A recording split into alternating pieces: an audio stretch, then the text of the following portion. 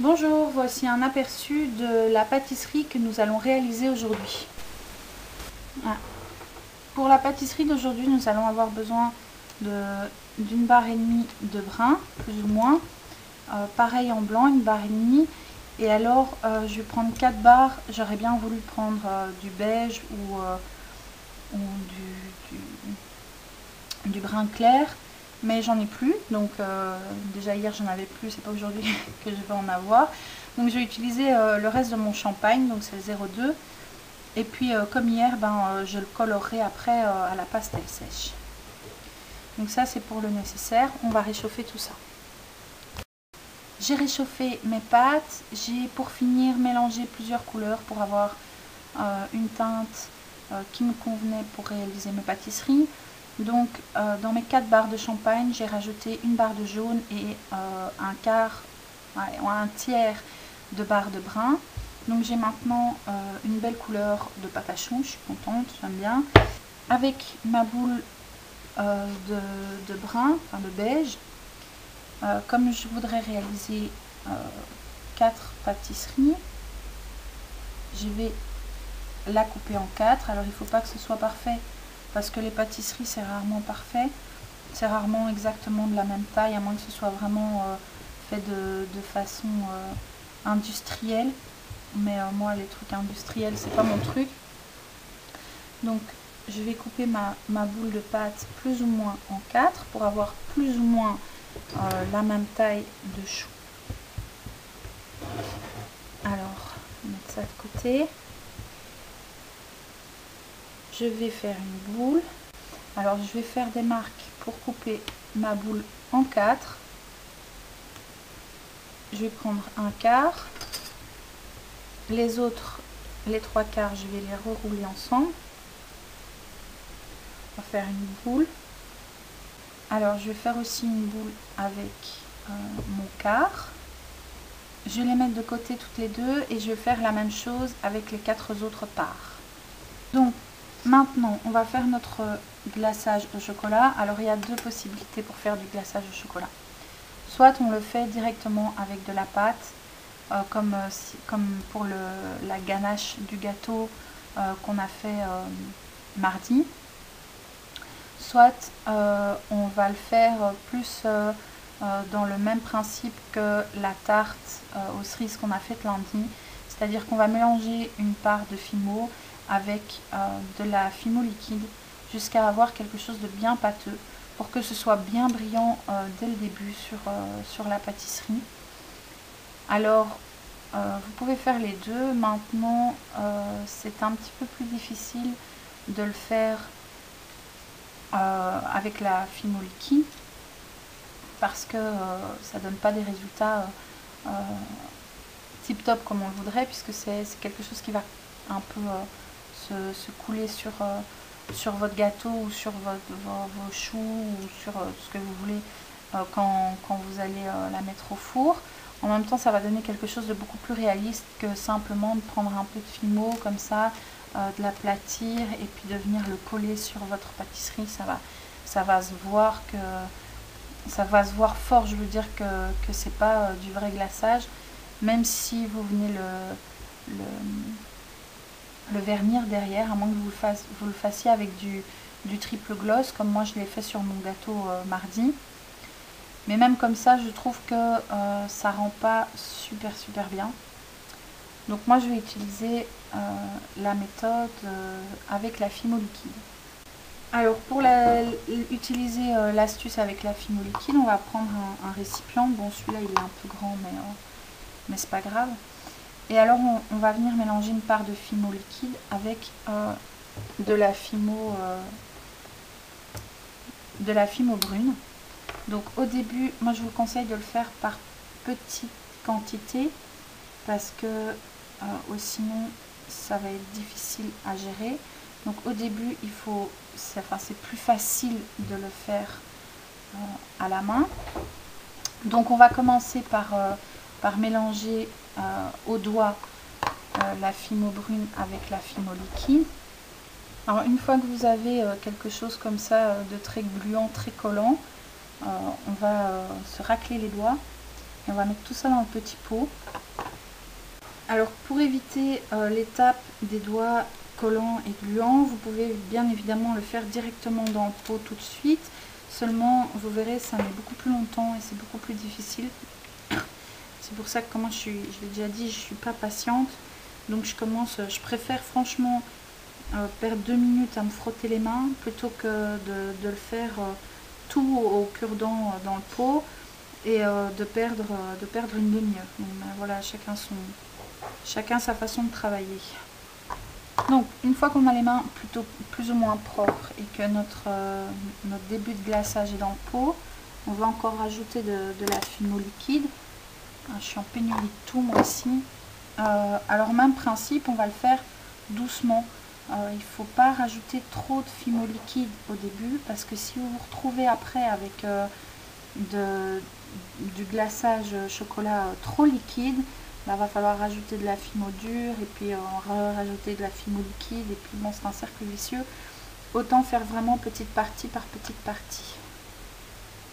Donc le but est d'avoir vraiment une pâte coulante, mais pas trop, pour pas que ça se détende trop à la cuisson. Pas oublier que la fimo liquide, quand ça cuit, ça devient véritablement liquide, comme de l'eau, et donc ça coule sur les projets.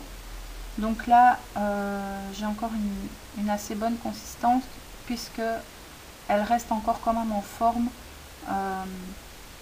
une fois placée. Donc ça me semble pas trop mal. Alors on va commencer par une grosse boule. On va poser sur la plaque.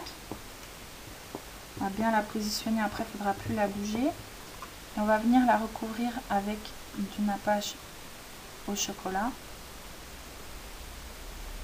Donc pour ça, avec le cure-dent, on va venir en déposer sur le dessus. Voilà, donc on va venir dessiner avec le bout du cure-dent des coulures de chocolat le long de notre boule. Donc il suffit véritablement de coller la fimo sur la boule, elle va rester, et alors en dessinant, en venant poser le bout du cure-dent là où on veut, on va réussir à dessiner assez facilement des coulures qu'on désire. Une fois que notre nappage est fait, on va venir déposer notre petite boule sur la grande. Alors si vous voulez que ça tienne vraiment bien, il suffit de mettre un clou dedans. Alors pour mettre un clou sans que ça se voit trop, on va prendre un clou, on va tout simplement couper la boucle. On va venir glisser la pince vraiment à la base de la boucle. Voilà. Alors une fois qu'on a notre tige de métal bien droite, on va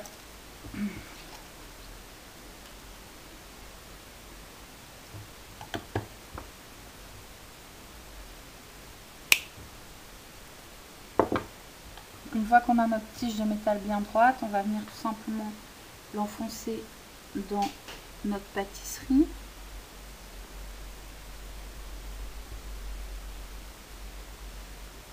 Voilà. Alors il ne faut pas s'en faire s'il reste un petit bout, puisque de toute façon on va venir recouvrir de crème fraîche, donc ça ne se verra pas. Alors on va recouvrir de nouveau de glaçage au chocolat.